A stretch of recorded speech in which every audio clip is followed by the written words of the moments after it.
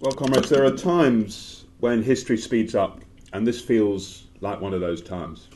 It feels a time when very important decisions are going to be made about the economic development of society, but also about the resistance and how we're going to fight back, because you can feel a new mood across Europe. It's not just about elections, but it's reflected in the elections. The fact that Sarkozy is chucked out in France, the fact that the Socialist Party wins the presidential election, is probably likely to win the parliamentary elections, the Senate elections, the regional elections, and so on. The fact that in addition in France, Jean-Luc Mélenchon of the Front de Gauche gets over 11% of the vote. In Italy, the traditional parties are swept away in the local elections. In Germany, Merkel's party, the right-wing party, gets its worst result since 1950 in the regional elections. And of course, Georgios will speak about Greece, but Greece is the sharpest example of what's going on. The fact that PASOK and New Democracy, the Labour and the Tory parties, could get together less than a third of the vote is a sign of just what a political earthquake is taking place in Greece. And here, not at all on the same scale, not at the same pace and so on, but the slaughter of the Liberal Democrats and the Tories in the local elections is a sign that there are the beginnings of the same mood, I believe, in Britain, the same sense of outrage about the policies that are being pushed through. And what we see in Greece, of course, is that the austerity policies that the ruling class wants to implement everywhere are a cure that kills the patient, that far from delivering improved prosperity, they lead to a cycle of recession, of poverty, of suicide, of desperation, of no hope for young people, of 20% unemployment, generally of 50% unemployment for young people in society. And unless we fight, it's coming here as well. Of course, the implications of what happens in Greece will have immense effects economically. You can see the ruling classes everywhere uncertain of how to deal with this. But something like that is going to come here unless our resistance becomes more effective, because less than 80% of the cuts have been implemented so far in Britain. Much, much worse is to come. They would like to do to workers in Britain what the Greek ruling class and the European Union, the International Monetary Fund and the European Central Bank are trying to do in Greece.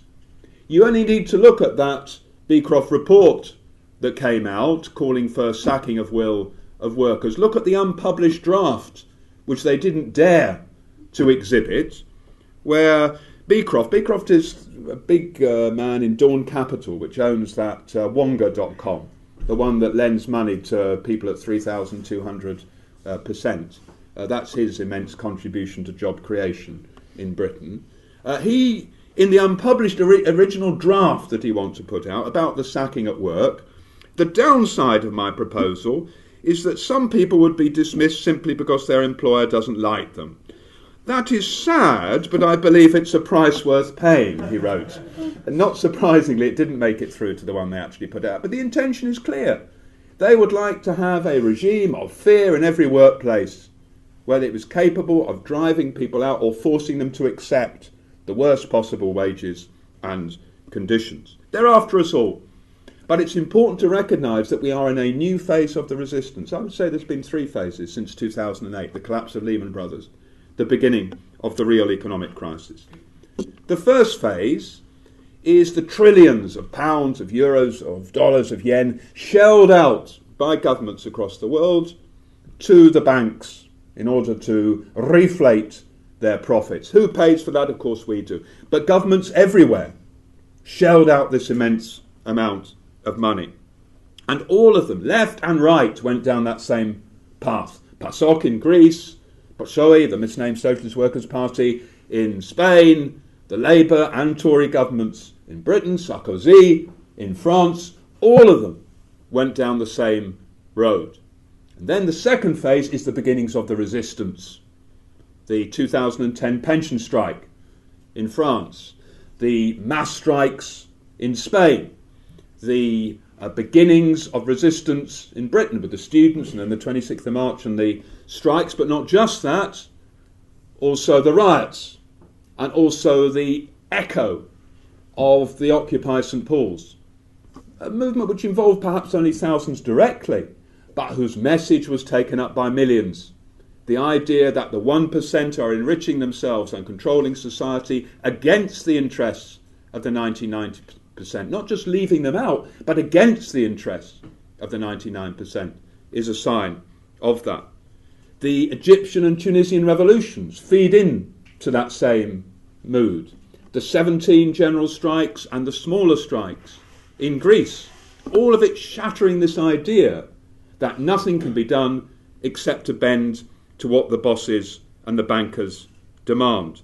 And in that struggle, reviving hopes that neoliberalism wanted suppressed. That's one of the considerable achievements of the strike movements, but also of the Indignados in the Spanish state, of the Occupy Wall Street, of the movement which said there is a possibility out of this crisis, not simply of attempting to go back to where we were before 2008, but the necessity of building a different sort of world.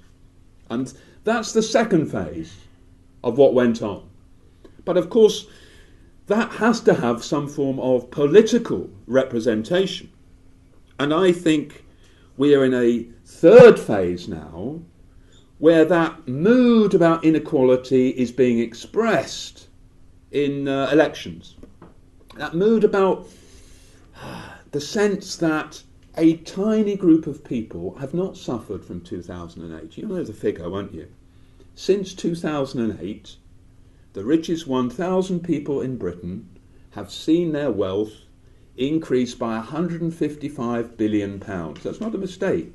It's not million, it's billion. £155 billion is the increase in wealth, not the actual wealth, the increase in the wealth of the 0.005% of the British adult population. That's more than the cuts programme of the government. More than the cuts programme. The increase in the wealth of the thousands against all the suffering, the job losses, the pain, the privation of the cuts programme, the increase in the wealth is greater. People, they may not know the figure, but they feel it. They feel it around them. And that now leads to the third phase, the election of left governments, or the potential election of left governments. I don't have any illusions about how left-wing François Hollande is in France, let me be clear about that. But nonetheless, when workers cease to vote for Sarkozy and they vote for Hollande, it represents something. It represents a shift in people's minds. When people turn away from PASOK and New Democracy in Greece and vote for Syriza, or vote for one of the other left parties, or vote for Antasia in Greece, this represents something very, very important.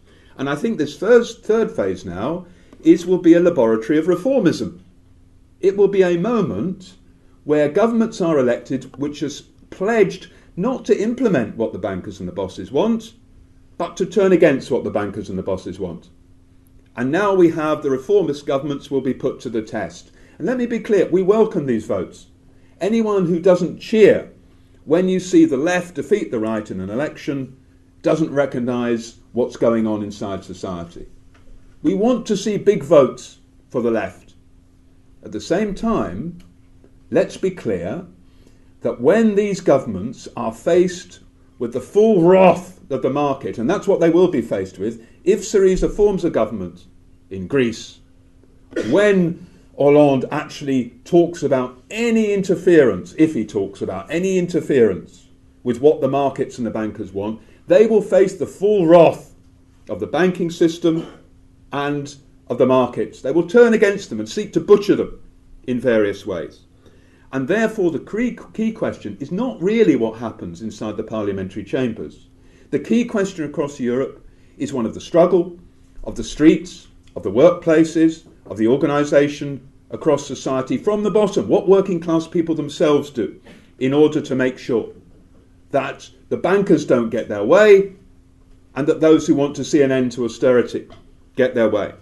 But it's more than that, because we don't believe that the problems of British society or of Greek society or anywhere at the moment can be solved simply by a small series of manoeuvres in Parliament. We want to see left governments. But let's be clear, a real assault upon the austerity programme involves as well a revolutionary invasion of capitalist property rights. You have to go further than simply calling for a bit more public expenditure. You have to go further than simply hoping that the banks can be regulated. What's needed is the policies that say we're not paying the debts.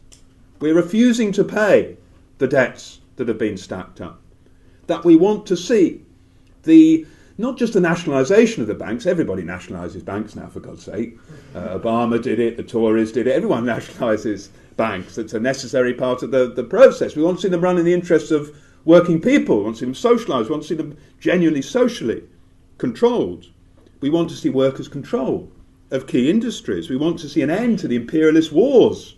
We want to see a more thoroughgoing democracy inside society, because one of the things that's being taken away from us is this whole question of democracy. I've never believed very much that there was a great deal of democracy in society, but even the small bits we have are being challenged and taken away.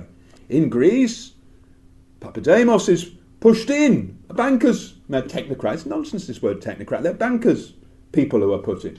In Italy, Berlusconi is removed and instead is put in Monti to implement neoliberalism in Italy. In Greece, people will be told, if you don't vote the right way, Armageddon is coming for you. And therefore we have to demand much more thoroughgoing policies. And those sorts of policies cannot be contained within something like the European Union. This is one of the things that many people will do. Many workers will feel, first of all, we have to try and vote for a policy which enables us to get the sort of changes we want without tearing everything up around us. You can see the attraction of that. The problem is the stakes are too high for that at the moment. No reforming government is going to be left alone by the markets. In 1981, when François Mitterrand was elected in France, he had some sort of vague reforms for a year.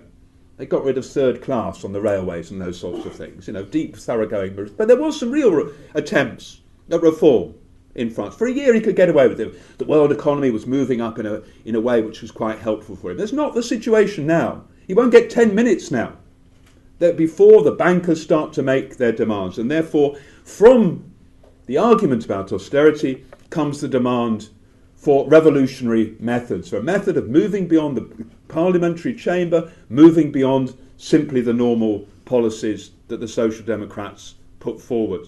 And if we don't do that, the real danger is we don't meet the challenge, because waiting in the wings is the far right. We know that Marine Le Pen in France, got 18% of the vote. That's a warning to us. It doesn't mean that Le Pen is going to come to power, but nonetheless it's a warning to us. Golden Dawn in Greece is a warning to us. Open Nazis, people who deny the Holocaust took place, getting 7% and 21 MPs. So maybe they'll be broken, but nonetheless, this is a warning to us of what can happen. The attempts in Britain of the EDL and the BNP, held back by the anti-racist and anti-fascist movement, defeated in some senses by the anti-racist and anti-fascist movement. Nonetheless, official racism, state racism, racism and Islamophobia whipped up by the right and by David Cameron. The politics of division and scapegoating rather than unity and hope. This is how big the challenges are for us. And therefore we need to offer our solidarity. And Georgios, we do offer our solidarity, I'm sure I speak for everyone in this meeting, with workers and students fighting back in Greece. I hope everyone at the end will get one of our motions of support for Greek workers. And we have lists of workers that you can twin with in Greece directly with your workplace to say that you want to support the struggle and the fight back. But we need more than that. We need socialist policies. We need to argue for a different sort of approach entirely from simply working inside Parliament. And those of us who understand these things need to get organised. The left in Britain needs to be much bigger. We need to be able to learn to work together and to cooperate much better. But at the centre of that, we also need a set of socialist policies, of policies that argue for an alternative to capitalism which brings war and poverty, an alternative to the system that stokes racism and sexism and homophobia, an alternative to the system that constantly produces war. And those of us who understand that need to organise, to argue, to raise the level of the fight back in the way that Reggie spoke about, but also to fight for a different sort of world, to argue for revolutionary socialist change and to bring about a world in which the policies of austerity will not end up beggaring and reducing the living standards of tens of millions of workers across the world, but will end up with a revolutionary challenge to capitalism.